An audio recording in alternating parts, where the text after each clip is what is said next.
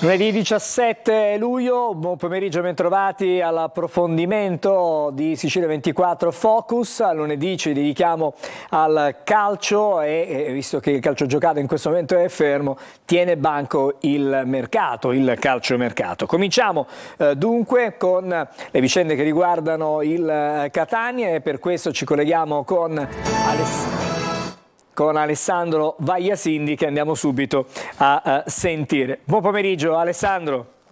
Buon pomeriggio Angelo. E allora Alessandro, il primo colpo è già stato messo a segno dal Catania, è quello di Cosimo Chiricò, giocatore che ha al suo attivo diverse promozioni, dalla Serie C alla Serie B. Nell'ultima stagione con il Crotone ha fatto abbastanza bene, realizzando anche 14 gol, ma diciamo che è specializzato più che altro in assist lui. Comunque il Catania diciamo in questo momento sta per ufficializzare altre operazioni che porteranno a fare cambiare il volto proprio alla squadra affidata quest'anno a Tabbiani. Sì, intanto su Chiricò ci eravamo espressi in tal senso lunedì scorso, se ricordi Angelo, sì, che il Catania stava lavorando forte e poi effettivamente nei giorni a seguire ha portato a compimento una trattativa importante non solo per il valore del calciatore, che è un top della categoria, ma anche come biglietto da visita un po' per quelle che sono le ambizioni effettive del club, al di là di tutte le voci e discussioni che si sono fatte sul budget, ma anche per quello che può essere appunto l'appeal sul calciomercato, perché un club che inizia come primo acquisto ufficiale da Cosimo Chiricò indubbiamente lancia un messaggio forte per tutte le altre squadre avversarie, ma soprattutto per i calciatori di prima fascia che adesso magari guardano con maggiore interesse alla destinazione Catania. Per quanto riguarda quello che è successo durante la scorsa settimana, oltre all'arrivo di Chiricò, abbiamo avuto sostanzialmente l'ufficialità dell'addio al Catania di Francesco Lodi, ed è come un ideale passaggio di consegna, Angelo, nel senso che il Catania ha ammainato una bandiera, Francesco Lodi, che tra l'altro è stato l'ultimo calciatore in organico al Catania ad aver vestito la maglia rossazzurra in Serie A. Con l'addio al Catania di Lodi è come se definitivamente viene chiusa quell'era caratterizzata dalla lunga permanenza nella massima serie del Catania, e questa bandiera nuova adesso viene issata sul pennone rosso-azzurro, quella di Cosimo Chiricò, come un testimone per cercare la scalata verso quella Serie A, quindi una sorta di sliding doors che possiamo in qualche modo definire per questa doppia notizia che ha caratterizzato la scorsa settimana. Per quanto riguarda ciò che è in divenire, Angelo, possiamo vedere anche con il contributo della grafica quelle che sono le operazioni che il Catania ha già ufficializzato e quelle che ufficializzerà da qui a breve. Non abbiamo inserito in questo elenco i calciatori che erano già in organico l'anno scorso, ma la cui posizione è in via di definizione. Per esempio Marco Chiarella non è inserito nell'elenco dei confermati perché non è ancora ufficiale il suo ritorno a titolo definitivo al Catania, ma è una circostanza quasi certa, perché i due club, Catania e Pescara, hanno trovato l'accordo. Dei confermati ufficialmente, il Catania ha inserito in rosa Rapisarda, Lorenzini, Somma, Castellini, Rizzo, Palermo, De Luca, Giovinco e Sarao. La sensazione è che non tutti questi giocatori poi resteranno alla corte di Luca Tabbiani, alcuni potrebbero anche cambiare aria, per esempio Somma, De Luca e Giovinco. Per quanto riguarda i nuovi arrivi, abbiamo detto di Chiricò, ufficiale, da ufficializzare, ma sono affari ormai chiusi, quelli con Michele Rocca e Zammarini, che si aggregheranno insomma al gruppo già nei prossimi giorni per sostenere intanto le visite mediche che sono previste nella giornata di giovedì.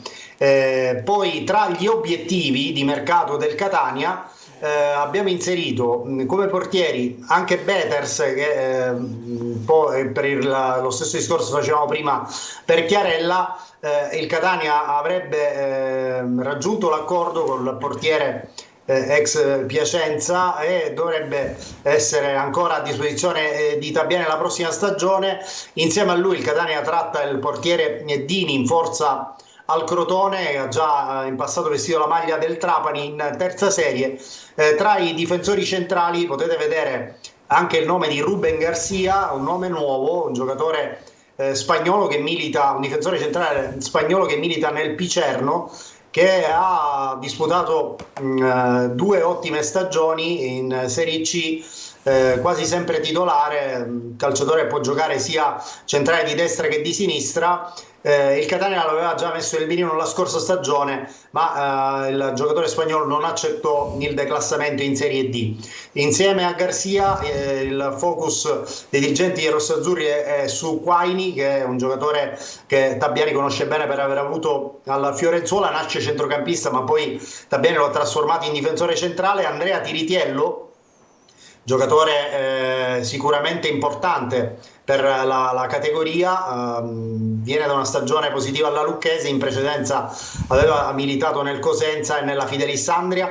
Cuomo è un difensore centrale in forza al Crotone. Felipe Curcio potrebbe essere un'idea come terzino sinistro, giocatore che ha fatto anche la Serie B col Brescia, si è imposto all'attenzione qualche anno fa con la Fidelis Andria, poi ha disputato buoni campionati a Brescia ed era a Padova, da dove si è svincolato alcuni giorni fa. Poi Ladinetti, un centrocampista centrale che il Catania avrebbe messo nel mirino, con il quale sarebbe avanti nella trattativa appunto per portarlo in rosso-azzurro, giocatore che appartiene al Cagliari. Poi Del Rico sarebbe un altro crack del mercato del Catania, ma i costi sono molto alti, giocatore di proprietà del Bari. Poi Pinato, interesse assolutamente reale per questo centrocampista, anche lui svincolatosi dal Pordenone dopo il fallimento. Abbiamo visto anche il nome di Kevin Biondi. Se possiamo tornare ancora per un attimo sulla schermata per ampliare il focus a quelli che possono essere gli obiettivi in attacco. Come prima punta si è attenti su Di Carmine, che è svincolato dal Perugia, su Gori, di proprietà della Fiorentina, e su Bidawi, che è un esterno. Ovviamente l'arrivo di Chiricò, che è un mancino, lascia intendere che quasi certamente il Catania non affonderà su Russini, che è anche mancino. Catania serve a questo punto un esterno d'attacco di piede destro, e quindi in questo momento l'attenzione è su Bidawi. C'è da inserire anche Bocic, che potrebbe arrivare a Catania, è un attaccante giovane che l'anno scorso era a Pescara. Nella operazione Chiarella i due club hanno parlato anche di Bocic, che potrebbe andare a rinforzare il reparto d'attacco. Un reparto d'attacco che è ancora tutto da completare, è ancora da capire quale può essere il destino di Andrea Russotto, la cui permanenza a Catania negli ultimi giorni è data in dubbio, Alessandro, quasi al di sotto del 50%. Sì, Alessandro, volevo anche dire che causa proprio quanto avvenuto la notte scorsa all'aeroporto di Catania, slitta la presentazione di Tabiani, che era prevista per domani mattina, è stata rinviata a venerdì, e quindi al 21. Al 21, esattamente. Tutto alle questo, 11 al Presidente. E tutto questo chiaramente in qualche modo rallenta un po' i piani della società, considerato il fatto che poi qualche giorno dopo, appena qualche ora dopo, Catania comincerà le visite mediche e comincerà i primi test attitudinali in vista della prossima stagione, che li vedrà protagonisti, almeno nella parte iniziale, a Zafferana per la preparazione precampionato. Quindi diciamo che più che altro, Angelo, devi rallentare il lavoro della dirigenza. Credo che vada ad amplificare la curiosità dei tifosi, che chiaramente hanno sempre più voglia di annunci ufficiali, di arrivi di volti nuovi, di conoscere anche, oltre all'allenatore, il nuovo staff tecnico. La conferenza alla quale parteciperanno anche tutti i dirigenti del Catania, ivi compreso il patron Rospellira, quindi è un appuntamento che i tifosi del Catania ovviamente pregustano già da diversi giorni. E io, Angelo, ho la vaga sensazione che il Catania ha fatto un solo annuncio ufficiale, quello di Chiricò, per i motivi che ho detto appunto in apertura del collegamento, e credo che svelerà così il mistero sulla nuova rosa a disposizione di Tabiani direttamente con le convocazioni per il ritiro di Zafferana.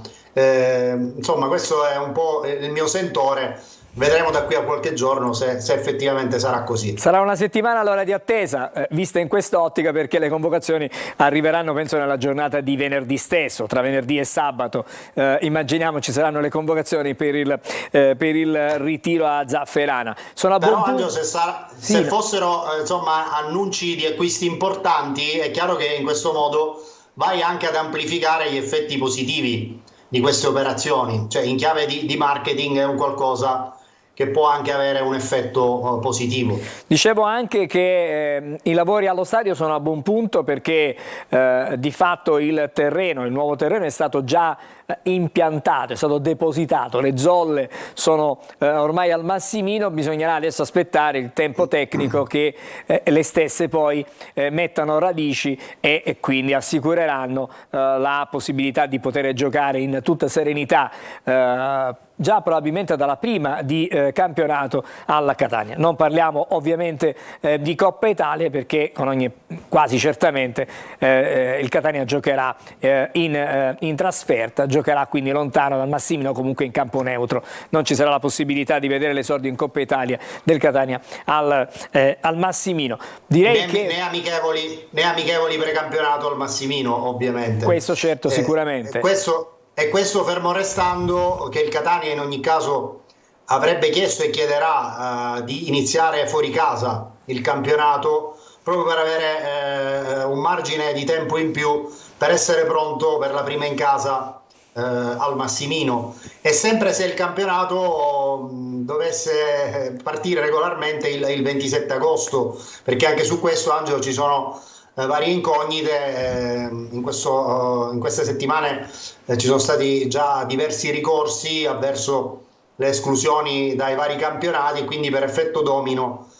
potrebbe anche slittare sia il varo dei calendari che il via proprio della stagione fissata in questo momento al 27 agosto. E se dovesse essere ripescata la Casertana, Angelo, potrebbe anche esserci qualche spostamento di girone di qualche squadra magari del centro-nord, parlo del girone C, e magari potrebbe anche essere spostato il Pescara, per esempio. Però questo ovviamente è tutto un groviglio di ipotesi che andremo a dipanare sicuramente tra la prossima settimana e i primi di agosto. Alessandro, prima di chiudere abbiamo notizie che per quanto riguarda il bando della gestione e l'affidamento del Massimino, al momento non ci sarebbe stata nessuna offerta da parte del club del presidente Pelligra, e mi pare di capire che i termini sono scaduti. A questo punto significa... Oggi. Ecco, se non, insomma, mi pare che non ci sono altri soggetti che hanno depositato, bisognerà accertare comunque nel dettaglio. Significherà con ogni probabilità un nuovo bando, magari con delle indicazioni un po' diverse rispetto a quelle che erano contenute nel primo. Aveva lasciato in qualche modo intendere il vicepresidente Grella in occasione di un recente intervento con i colleghi di Catanista, che insomma era un bando sul quale nutriva il Catania diverse perplessità per il contenuto di alcune clausole. Evidentemente queste valutazioni hanno rafforzato il convincimento di non presentare alcuna offerta in relazione a questo bando. Adesso chiaramente la palla passa di nuovo al Comune, che evidentemente dovrà anche capire il motivo per cui il Catania non ha depositato l'offerta e magari varare un testo leggermente diverso da quello in relazione al quale scadevano oggi i termini di presentazione delle offerte. Allora Alessandro, ci possiamo fermare qui, almeno per quanto riguarda il Catania. Di mercato ne abbiamo parlato tanto, abbiamo parlato anche delle possibilità di uno slittamento in avanti. Bisognerà vedere quale esito avranno i ricorsi presentati dalle società escluse dai diversi campionati, e quindi il slittamento in avanti dell'inizio ufficiale della stagione. Parliamo ovviamente di campionato, chiaramente. E poi, certo. poi ci aggiorniamo chiaramente alla prossima settimana per avere idee certamente più chiare. Poi il 24 chiaramente il Catania sarà già al lavoro e avremo indicazioni non solo su quella che sarà la rosa, sui convocati, ma eventualmente già una idea di come questo Catania abbia preso forma già sul terreno di gioco a Zafferana. Ti aspetto allora la prossima settimana, Alessandro. A lunedì, buon pomeriggio. Grazie, buon lavoro. Io vedo già collegato Marco Gulà a Palermo, questo ve lo do per certo e lo sto vedendo anche in onda, e quindi buon pomeriggio Marco, fra poco vengo da te. Buon pomeriggio. Aspettiamo di collegare anche Sergio Colosi, il tempo di una breve sosta e poi parleremo di Palermo e di Messina per la Serie B, ovviamente per la Serie C. A fra poco.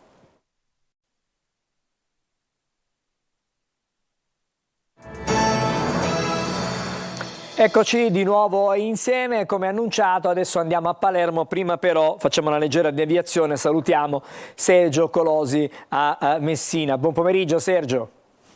Buon pomeriggio Angelo. Arriviamo da te fra non molto, intanto parlo del Palermo con Marco Gullà. Il Palermo ha già addirittura ha fatto il suo primo test, ha giocato, si è messo in mostra, ha in qualche modo mostrato quello che potrebbe essere le sue potenzialità. Noi oggi abbiamo diciamo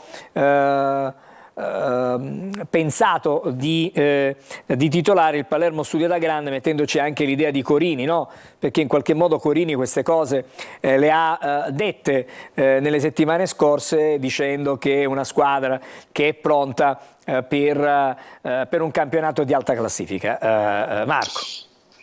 Sì Angelo, insomma come sempre una fotografia abbastanza idonea poi al momento del Palermo. Io direi che aggiungerei anche il Palermo e Corini studiano da grande, perché insomma Corini sì, è un buon allenatore, ha raggiunto anche delle promozioni, però probabilmente ancora non ha raggiunto quel salto di qualità che gli potrebbe permettere insomma di entrare un po' nella lista dei big, degli allenatori insomma migliori poi d'Italia.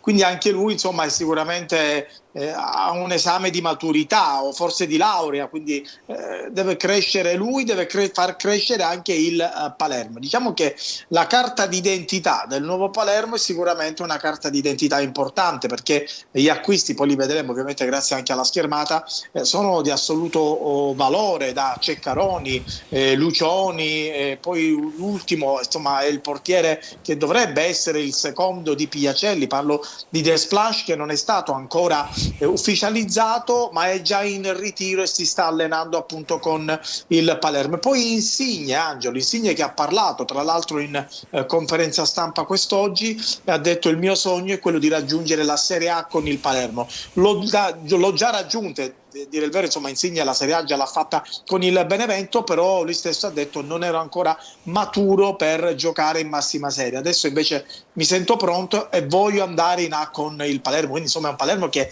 non gioca più a carte coperte, ha insomma dichiarato qual è il suo obiettivo e sarebbe davvero banale non dire per non dire altro insomma se non lo avesse fatto, perché comunque gli acquisti Marco, che il City Group sì no, dico, a parte gli acquisti già fatti, sono già una indicazione, una sorta di come dire, cartolina di presentazione per il prossimo campionato. Ma un anche passaporto importante. Ma quello che anche gli altri obiettivi, cioè gli obiettivi inseguiti dal Palermo, dimostrano come quest'anno la dirigenza e il Study Group a cui tu prima facevi riferimento pensa di dotare Corini di una rosa di una certa qualità. Ci sono tanti giovani promettenti, ma c'è tanta esperienza, giocatori che hanno fatto e che fanno comunque categorie importanti.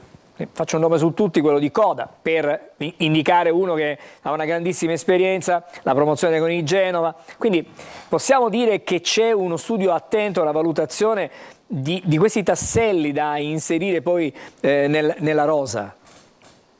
Sì Angelo, Diciamo che al momento proprio tra le trattative che il Palermo ha imbastito c'è proprio quella per Coda, diciamo è un'idea di mercato. E a dire il vero poi insomma anche io mi chiedo da dove dovrebbe essere inserito Coda, perché in questo momento l'attacco del Palermo vede Brunori come riferimento centrale, Insigne e poi uno tra Di Mariano e Mancuso come attaccante esterno. Certo, se dovesse arrivare Coda sicuramente sarebbe un attacco ancora più robusto, più forte, più potente, però certamente poi ci sarebbe anche l'imbarazzo della scelta per il tecnico Corini. Ma non solo questo, Angelo, perché per esempio per il versante di sinistra, quindi per il ruolo di terzino, Palermo sta pensando a Frabotta, che insomma, è di proprietà della Juventus, ha raggiunto la Serie A con il Frosinone, è un giocatore di categoria, è uno che comunque fino a qualche anno fa faceva la Serie A con la maglia bianconera e quindi insomma è un giocatore di assoluto spessore. Il Palermo ha cambiato praticamente fronte, ha cambiato indirizzo. Se prima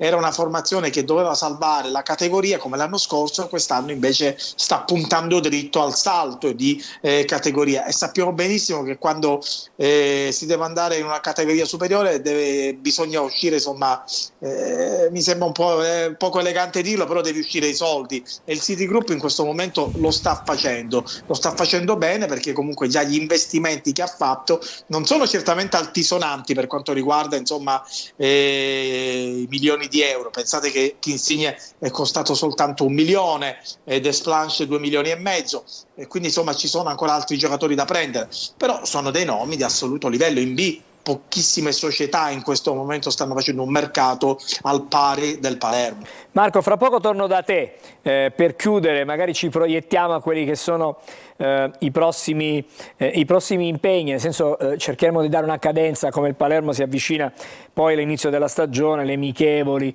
e il lavoro che sta facendo in Trentino. Vado da Sergio Colosi, perché se il Palermo ha iniziato alla grande, cioè se il Palermo ha già messo insieme un filotto di acquisti di un certo tipo, a Messina ci sono più annunci che cose concrete, diciamo che firme sui contratti, e quindi noi oggi abbiamo deciso di titolare Messina mercato a rilento. Sergio.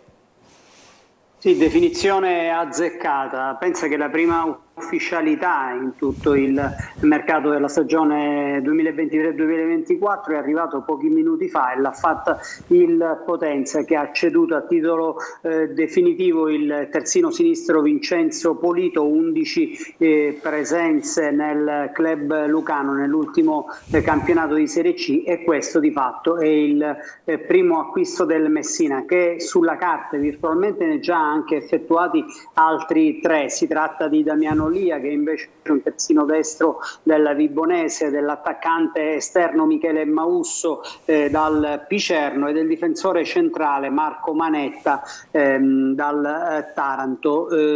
Tutte e 4 hanno già avuto Giacomo Modica come allenatore, 3 tornano a Messina. Il new entry invece è Vincenzo Polito, che è l'unico a essere stato ufficializzato. Per quanto riguarda le trattative invece c'è quella con Simone Palombi, che è un attaccante che ha militato di recente in Serie B con la Ternana e con il Siena, di proprietà della Pordenone, e poi giocatori centrocampisti under, perché il Messina farà ancora una volta il minutaggio, per cui under che arriveranno nel settore nevralgico del campo dovrebbero essere Domenico Anselmo dalla Vibonese, come anche Antonino De Marco. Questi sono da ufficializzare nelle prossime ore, se non nei prossimi giorni, e poi forse Giulio Frisenna, trattative del Sant'Agata. Certamente non è una campagna acquisti che fa scaldare il cuore dei tifosi, che già è stato messo a duro repentaglio dalla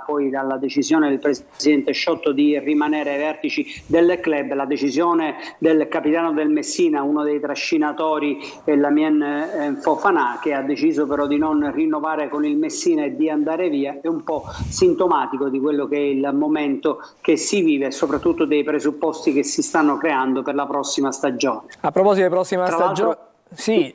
Sì, ti aggiungo che lo stesso Giacomo Modica, il direttore sportivo, Domenico Roma, sarà un caso, non so per quale motivo, però ancora non hanno firmato neppure loro il contratto. E allora io mi vorrei proiettare un po' sulla prossima stagione. Stiamo vedendo che il mercato viaggia a rilento, ma c'è già una sede per il ritiro, una data per quando cominciare in qualche modo a sudare, a preparare il prossimo campionato? Vedremo poi quali saranno i giocatori che ne faranno parte di questa rosa. È stato comunicato alla stampa, ma non ufficialmente, che dal 23 luglio al 6 agosto il Messina si preparerà a San Giovanni in Fiore. Questa è l'ultima sede prescelta, che dovrebbe essere poi quella definitiva. Quindi, ovviamente bisognerà vedere i giocatori che ci saranno in ritiro. Si parla comunque che Ragusa insieme a Fumagalli sarà presente, anche insieme a qualche altro elemento sotto contratto. Probabile la presenza anche di Kragel, che però ha delle richieste e dovrà valutare nei prossimi giorni. Quindi insomma è un Messina che si prepara al lavoro, ma in questo momento più che al campo sta pensando a quello che alla squadra da costruire, perché mi pare che pezzi importanti sono già andati via, alcuni altri potrebbero andare via e quindi una squadra molto giovane, quello è il progetto, se non cambierà, se non dovesse cambiare poi idea il presidente Sciotto. Angelo, alla fine è una squadra che è figlia delle decisioni e delle volontà di investimento del suo presidente, che ha deciso di rimanere al timone del club giallorosso. Questo è di fatto la rottura che sembra insanabile con la tifoseria, che anche in virtù di un vecchio rapporto, tenuto conto che Giacomo Modica è stato anche capitano del Messina per 3 anni in Serie B, lo stesso Modica ha detto di aspettare un attimino, vedere cosa succede, però i primi segnali sembrano abbastanza chiari. Vedremo comunque nelle prossime settimane, ma l'inizio è poco confortante. Sergio, ci fermiamo qui con il Messina, ma intanto vorrei andare a chiudere con Marco Gullà, perché il lavoro è piuttosto, diciamo, sta dando già i primi segnali, il lavoro che viene fatto dalla squadra di Corini.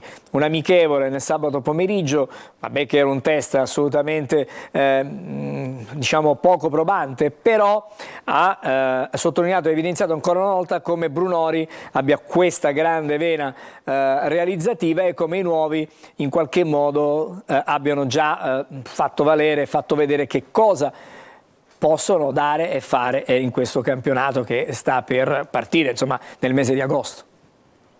Assist di Insigne, primo gol di Brunori, credo che sia, si spera, insomma, per i tifosi del Palermo sia un po' anche un canovaccio per le prossime partite. Tra l'altro sì, 12 gol nella prima amichevole contro una formazione di promozione, però prima della chiusura della prima fase del ritiro del Palermo a Ronzoni, i rosanero giocheranno altre 2 amichevoli. La prossima è contro la Virtus Verona, formazione di appunto Serie C, che ha fatto molto bene negli ultimi playoff. Poi prima di chiudere la prima, insomma, sessione di ritiro, il Palermo giocherà un amichevole contro il Bologna, quindi di categoria superiore di Serie A. Poi dal giorno 26 il Palermo andrà a Pinzolo fino ai primi di agosto per chiudere il ritiro precampionato, quindi chiudere la seconda tornata appunto di preparazione. Ci saranno altre amichevoli, alcune da ancora designare, e poi il Palermo tornerà in Sicilia e inizierà la preparazione a Palermo proprio per affrontare il primo impegno stagionale, che sarà quello di Coppa Italia contro lo Spezia. Lo ricordiamo che invece il campionato inizierà il 19 agosto per il Palermo nella trasferta di Bari, anche se comunque ancora potrebbe essere designato l'anticipo al venerdì, quindi al giorno 18. Aspettiamo, grazie a Marco Gullà per le notizie che ci ha dato sul Palermo, grazie anche a Sergio Colosi per il Messina. L'appuntamento è rinnovato ovviamente alla prossima settimana, lunedì prossimo. Auguro a tutti voi il buon pomeriggio.